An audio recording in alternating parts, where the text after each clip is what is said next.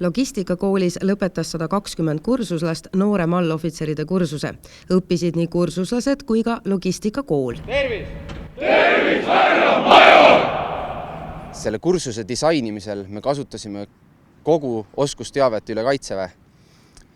Me disainisime selle kursusel täpselt selliseks, mida Kaitsevägi vajab. Et me suudaksime koolitada ühe korraga Kaitseväe üleselt, Kaitseväe keskselt, ajateenijad kõik ühe korraga välja.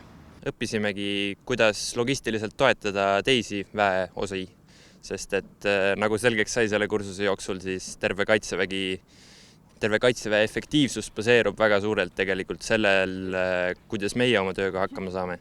Kursus oli sel aastal eriline, sest viimase 10 aasta jooksul on väljaõppe läinud väeosa põhiseks, kuid nüüd toodud taas logistikakooli, kus see olema peakski.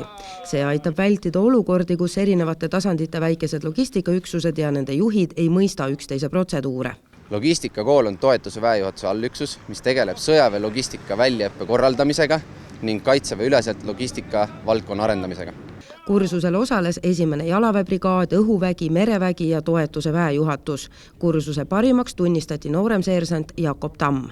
Kindlasti oli kergemaid ja raskemaid osi, aga võib-olla mida mina kõige rohkem nautisin selle kursuse jooksul oli see iseseisvus ja see, et meid koheldi nagu täiskasvanutena ja kui tulevaste juhtidena.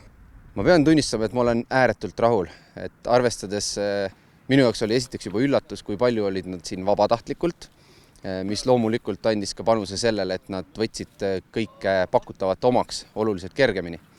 Ja see väljendus kõik lõpuõppusel, lõpurännakul ja kogu kursuse õpitulemustes, mis olid ääretult positiivselt sooritatud. Kahju on isegi laiale minna, et väga head sõnad kaaslastele.